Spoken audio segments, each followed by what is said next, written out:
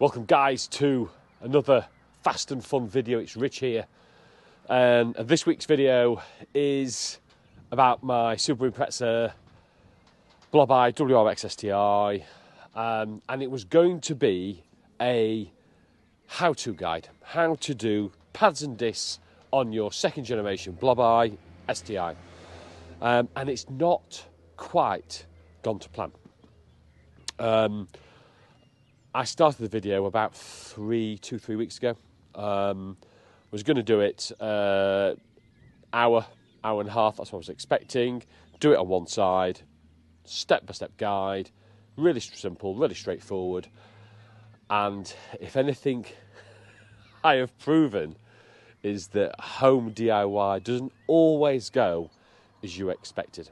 So what I'm going to do is I'm going to cut back to 2 or 3 weeks ago when I started this. I'm going to give you the first part of the story, the how-to guide, and then we'll come back to today and I'll show you the mess that I'm currently in.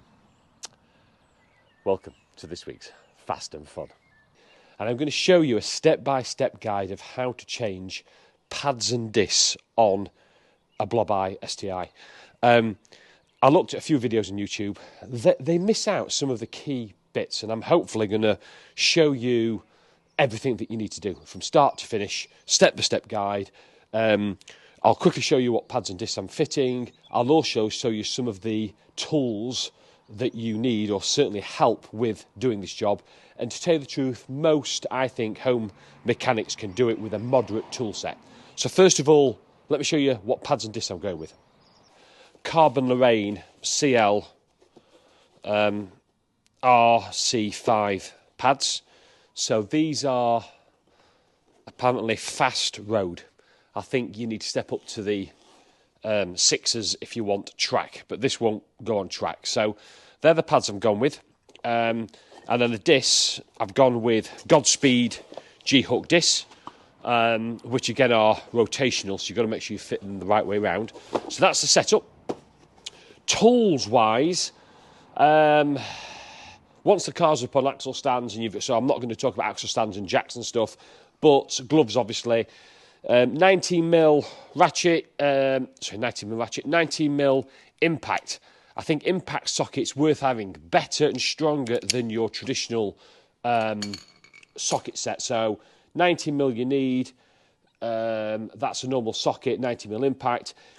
One of the things you're going to have to do is, which I'll come on to, requires quite a lot of leverage. So I've actually purchased a 90mm long reach spanner, and I'll show you what job that's for. It's normal 90mm spanner, breaker bar, torch, because you're in and around the arches, so it's dark, mallet and hammer, snip, screwdriver, some punches are handy as well. Cleaning products, got brake clean, I've got WD-40, wire brushes, sandpaper, torque wrench, which is important, some rags, and this. So this is a M8 bolt, 1.25 thread. I'll come on to what that's used for in the procedure. Before you even start, there's one thing that you need to do straight away, and I'm going to explain why you need to do it. To get the disc off, it means you've got to take the caliper. The caliper's held on by 2 bolts. The upper bolt here, 90mm, and the lower bolt, 90mm. The videos I've looked at on YouTube, they just say you unbolt these. Now, these are going to be tight, so you want to put WD-40 on these straight away before you even start, because that gives time for it to penetrate. But you'll see this top bolt, as it comes out, it hits the bottom lower bolt of the strut. And that has to come off, and that is really stiff to get off. And that's what I need that's why I had to buy my extended long reach 19mm spanner. So I got the levers to get that off. So that needs to be soaked in WD-40 as well as your 2 caliper bolts. First main job, once you're leaving the bolts soaking, is just take the cap off your brake reservoir. That allows your fluid now to rise and drop, or it'll rise actually when you push your pistons back inside the caliper. Make sure you do the right one. Don't do that one. That's your that's your clutch. So take that off. I put a rag around it just in case, in the unlikely event any spillage, but and it's also just highlights that that's off, so I can't forget at the end of the procedure. Right, next off then is, let's get some gloves on and let's get these pads out. The pads are held in by this plate and these two pins, upper and lower pin. So the pins need to be punched, carefully punched through and out, and they've actually got retaining clips there, which at the top and bottom. So pull off the retaining clips and then gently ease out the two pins with a hammer and a punch, and then this metal plate will come off as well. You'll probably find a punch like this is absolutely ideal for this type of work. So just ease off these two retaining clips. There you go, that's one off. Put it safe. There we go, that's that one off. And then we just need to gently tap these pins out.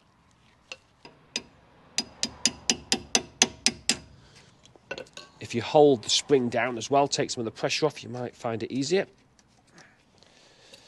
Sometimes these come out easily, sometimes not.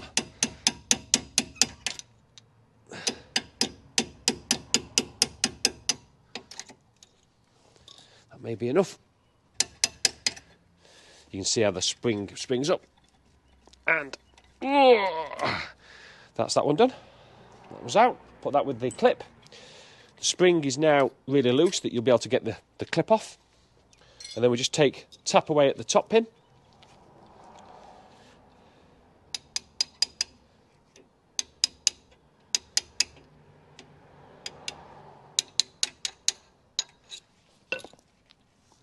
And give it a wiggle. And that's the top pin. Now before you start to take out your pads here, either side of your disc in the middle, what's really important is, while you've got your old disc in place and your old pads in place, is get in some sort of screwdriver, some sort of pliers, punch, whatever it may be, tap something between the disc and the pad and push back, lever the pistons, two pistons on the inside, two pistons on the outboard side, lever the pistons back into the caliper.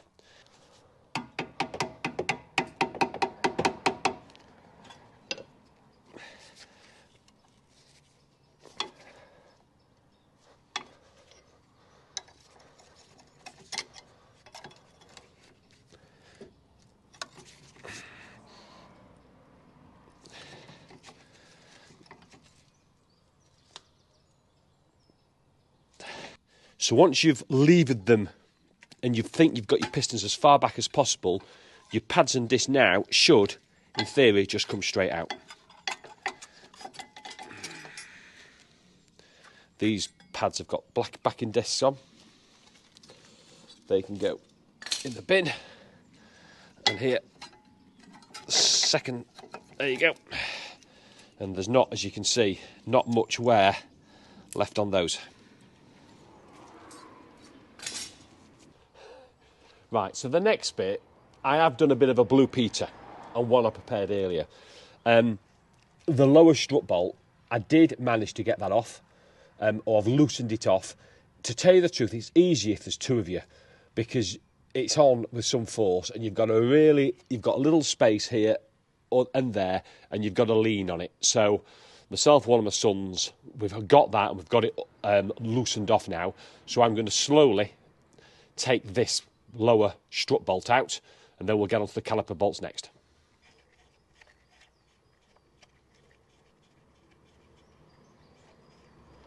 Now before I take that all the way out, I'm just going to tap it through with a mallet.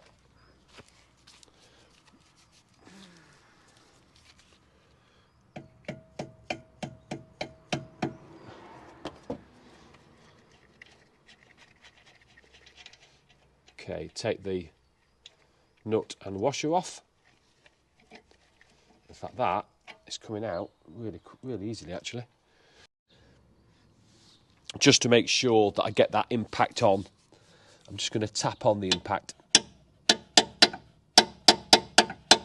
You can give it a little wire brush as well, the nut. Right, this is always got to get a bit angry with these because this will be in quite tight. So just a bit of swearing for the next 2 minutes while I undo these 2 caliper bolts.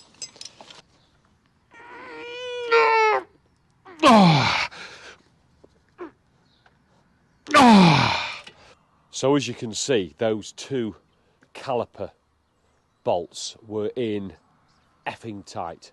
And after much swearing and effort and WD-40 and lubricating it up, we kicked the steering out so you can get a breaker bar in there and it still wouldn't budge. So neither of the bolts. So what we ended up doing is putting some heat on the bolts, and again with the breaker bar all as force, and then suddenly we sheared the head off the bolt. We then thought, oh, what we're going to do, and then we left it another few days. One of my sons came round, we got a bit aggressive again, had another go at the second bolt, and we sheared that bolt off as well. And the problem then is access to drill those out, because you haven't got the space. So basically, we had to take the caliper disc off the hub. So again, called in a favour of a mate of mine, came in, did that, and then took it away, and he managed to drill out the 2 sheared bolts from said caliper. The problem then came is the thread. So when they ran a taper through the thread, there was always a risk. Would the new bolts, and I bought new bolts I think they're about £6 each, would these threads still hold?